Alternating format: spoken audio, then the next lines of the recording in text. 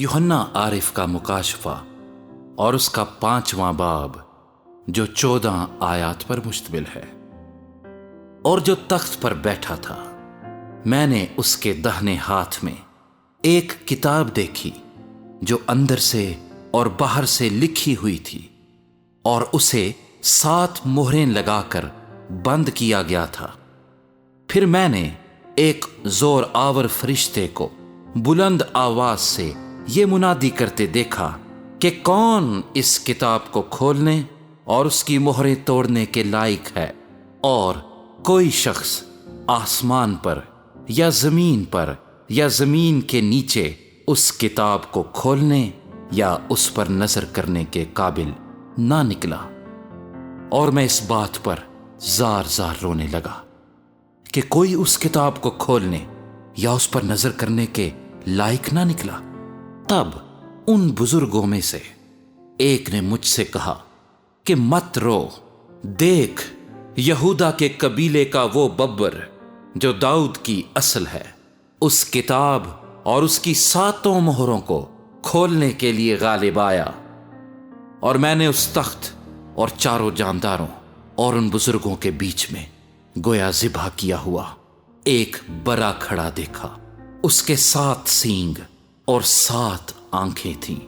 ये खुदा की 7 रूहें हैं जो तमाम रूए जमीन पर भेजी गई हैं। उसने आकर तख्त पर बैठे हुए के दाहिने हाथ से उस किताब को ले लिया। जब उसने किताब ले ली तो वो चारों जानदार और 24 बुजुर्ग उस बर्रे के सामने गिर पड़े, और हर एक के हाथ में बरबत और ऊद से भरे हुए सोने के प्याले थे।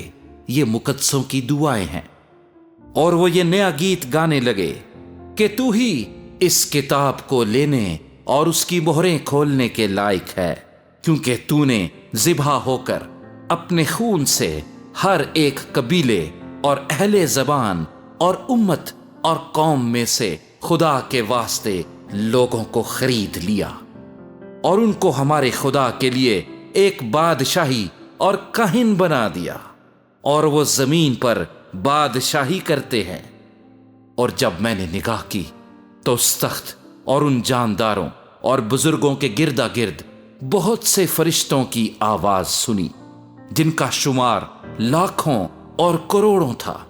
और वो बुलंद आवाज से कहते थे कि ज़िबा किया हुआ बर्रा ही कुदरत और दौलत और हिकमत और ताकत और इज्जत और तमजीद और हम्द के लायक है। फिर मैंने आसमान और जमीन के नीचे की और समुंदर की सब मखलूकात को, यानी सब चीजों को जो उनमें हैं, ये कहते सुना कि जो तख्त पर बैठा है उसकी और बर्रे की हम्द और इज्जत और तमजीद और सल्तनत अब्दुलाबाद रहे। और चारों जानदारों ने आमीन कहा, और बुजुर्गों ने गिरकर सिजदा किया।